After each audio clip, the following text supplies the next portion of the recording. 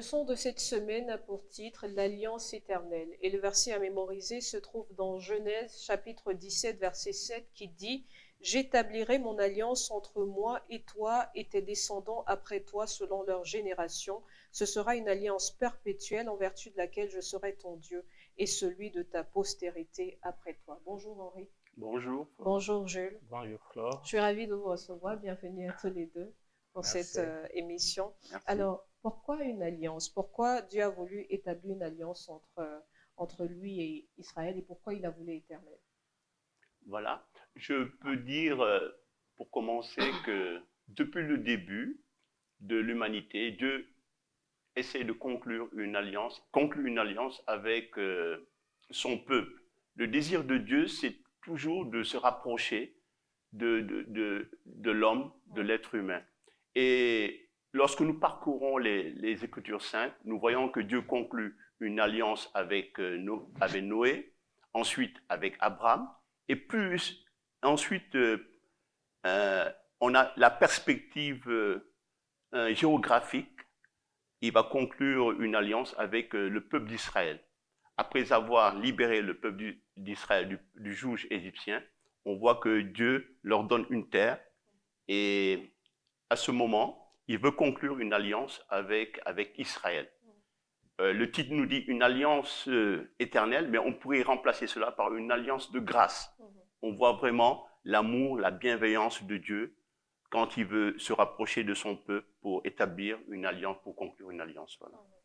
Alors, on parle d'alliance, de loi et d'évangile. Comment l'évangile est-il révélé dans cette promesse d'alliance? Oui, pour s'auto-interrompre sur ce que dit Harry, exactement c'est ce qu'il a dit, c'est ça qui est vrai. Et on voit depuis la création, Dieu avait maintenu une union avec le couple Adam et Ève. Alors, après quelque chose s'est passé, il y a eu rupture. Alors, Dieu a voulu réparer ça en créant cette union. On dit l'alliance, c'est une union contractée et qui engage les deux parties, c'est-à-dire voilà, l'un et l'autre dans ce qui nous concerne. Alors, Dieu, à travers les âges, a pu établir cette alliance, l'initiateur de cette alliance entre lui et son peuple. Alors, ce qui est plus important, c'est que l'alliance éternelle, c'est que une relation se construit toujours dans le temps. Et ce temps-là éternel, Dieu, c'était son plan de début. Et il fallait qu'il rétablisse cela, même si aujourd'hui, ce n'est pas encore complètement rétabli, mais c'est ça notre espérance. Et je crois que c'est là où c'est un peu très important. Maintenant, pour revenir à la question, comment l'évangile est révélé dans la promesse de l'alliance, je crois que c'est ça la question. C'est ça, oui. Oui, et regardons un peu ce qui s'est passé quand nous lisons Genèse chapitre 22, au moment où ce qui s'est passé entre Abraham et son fils. On est dit que ça lui a été imputé à justice parce qu'il avait la foi en cette promesse que Dieu lui avait donnée. C'est exactement ce que je peux ajouter à cette question. Et puis, il y a un auteur qui disait que dans l'alliance, on retrouve l'évangile, et dans l'évangile aussi, on retrouve l'alliance. Il y a un point commun entre les deux, entre l'alliance et l'évangile, c'est que c'est une vérité qui est frappante, c'est que nous sommes sauvés, le salut vient de la foi. Hein, et depuis même Abraham, d'ailleurs on dit qu'Abraham c'était le père de la foi. On voit que Abraham a obéi à la parole de Dieu, a cru aux promesses de Dieu. Et sa foi lui fut imputée à justice. C'est ce que la parole de Dieu nous dit. Donc, on voit que l'évangile éternel et l'alliance éternelle, en principe, ne font que un. Et le socle même, le fondement principal, c'est le salut par la foi. Nous sommes sauvés par la foi. Nous sommes sauvés lorsque nous acceptons Dieu dans notre vie. Nous le verrons ensuite dans la nouvelle alliance à travers Jésus-Christ aussi. Donc, pour comprendre cela, il faudra aussi qu'on comprenne en fait cette notion dont on parle souvent, l'ombre des choses à venir. Parce que parfois, on fait complètement une distance entre ce qui s'est passé dans l'Ancien Testament et ce qui s'est passé dans le Nouveau, et on n'arrive pas à trouver le lien qui nous amène à l'évangile. C'est pour ça que je pose cette question-là, pour que l'on comprenne bien que ce qui était la promesse faite à Abraham va jusqu'à la venue de Christ pour que le peuple puisse s'étendre. Donc ce peuple-là fait toujours partie de la promesse faite depuis le départ. Alors, pour revenir à l'Alliance et Israël, il y a ce verset très intéressant dans Deutéronome chapitre 9, verset 5 qui dit « Non, ce n'est point à cause de ta justice et de ta droiture et de la droiture de ton cœur que tu entres en possession de leur pays, mais c'est à cause de la méchanceté de ces nations que l'Éternel ton Dieu les chasse devant toi. Et c'est pour confirmer la parole que l'Éternel a jurée à tes pères, à Abraham, à Isaac et à Jacob. » Alors d'habitude, on se focalise sur... on voit qu'il y a deux raisons pour lesquelles les promesses de l'Alliance sont tenues, mais parfois on ne se focalise que sur la deuxième raison. Mais quelle leçon peut-on tirer de la première raison? Parce qu'on nous dit c'est à cause de la méchanceté de ces nations. Ça, c'est la première raison. Et on dit ensuite, et c'est pour confirmer la parole que l'Éternel a jurée à tes pères. Donc, qu'est-ce qu'on tire de cette première raison que Dieu donne? Parce que d'habitude, on dit oui, c'est parce que Dieu voulait respecter la promesse qu'il a faite à Abraham, mais il y a une autre raison aussi. Tu parles de la première raison, c'est à cause de la méchanceté. De ces nations.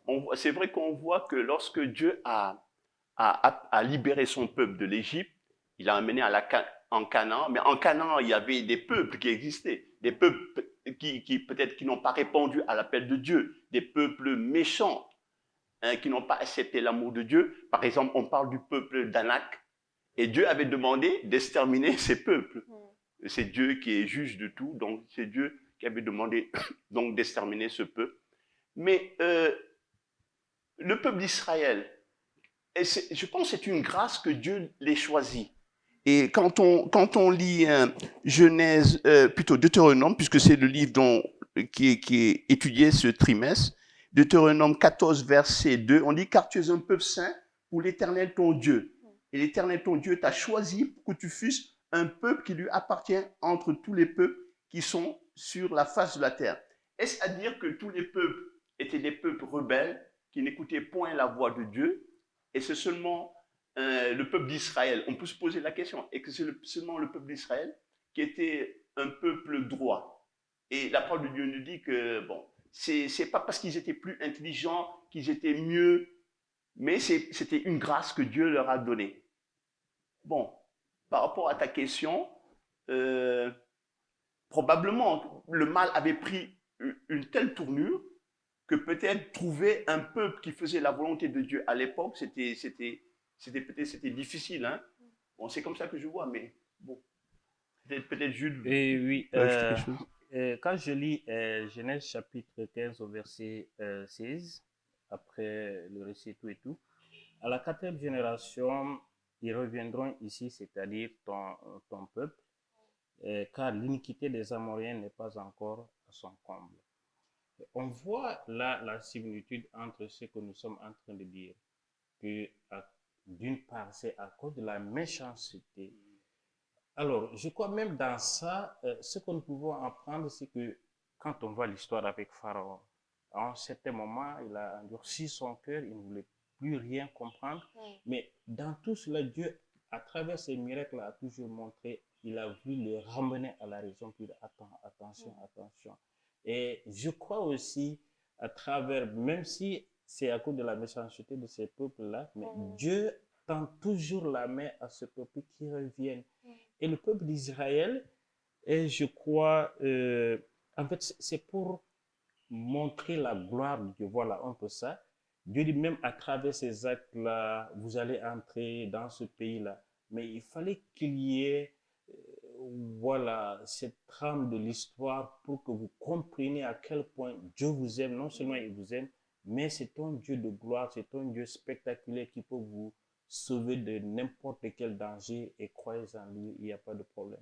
C'est extrêmement important de revenir sur cette première raison. Pourquoi? Parce que parfois, on a cette tendance à prêter une certaine injustice à Dieu en disant pourquoi des gens ont été détruits pour rien, pourquoi d'autres nations ont été détruites. Mais Dieu donne une raison ici, c'est à cause de leur méchanceté. C'est parce que le mal allait grandissant et qu'il fallait parfois, c'était pas simplement pour donner des victoires à Israël quelque part, mais c'était parce qu'on avait des nations qui se rébellaient et qui allaient contaminer tout le monde avec leur mal et leur méchanceté. Mais c'est aussi important de noter effectivement que Dieu a parfois tendu, il a même toujours tendu la main. Et on a l'exemple de Nebuchadnezzar aussi, qui finalement est revenu après cette phase de folie, qui est revenu à Dieu et qui a rencontré le vrai Dieu. Donc c'est important de noter que les nations étaient détruites, c'est vrai, mais c'était pour une raison. Il y avait une raison.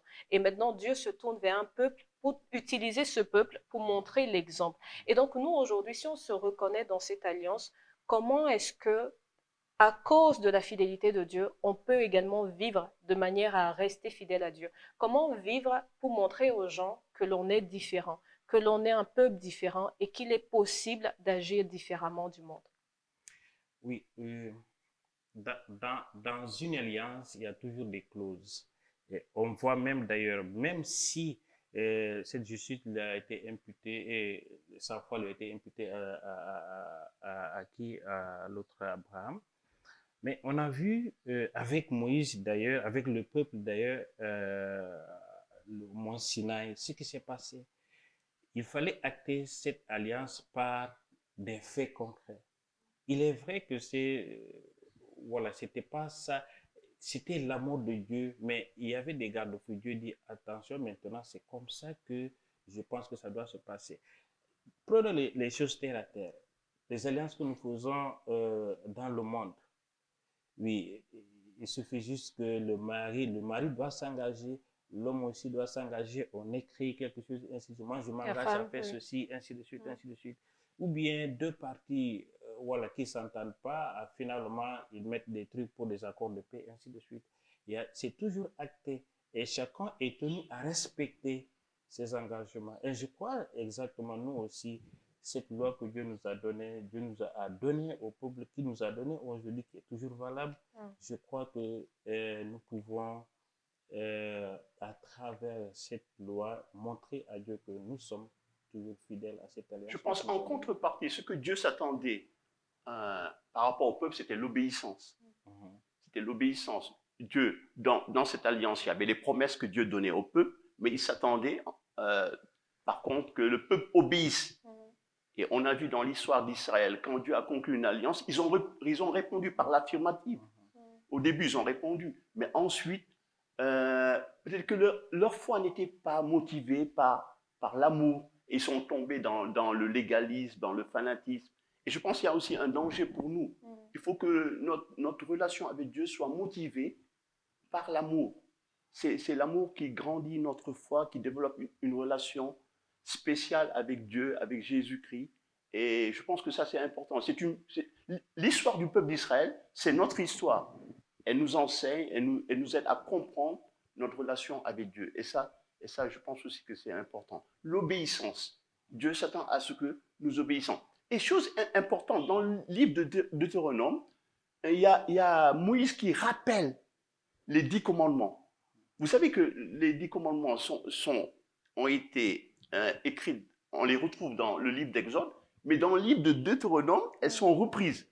Dieu, je pense que ça aussi, ça montre que Dieu met l'emphase sur les commandements. Alors que nous sommes dans un monde qui dit aujourd'hui que les commandements n'ont plus de sens, que c'est seulement la foi. Mais je pense que la foi, c'est vrai, elle est importante, mais je pense que l'obéissance aux commandements, d'ailleurs Jésus dit bien, si vous m'aimez, gardez mes commandements.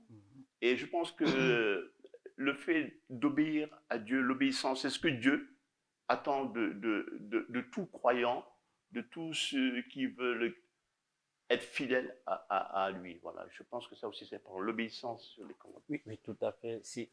Si on n'obéit pas à l'alliance ou bien au terme de l'alliance, ça veut dire qu'il n'y a plus d'alliance.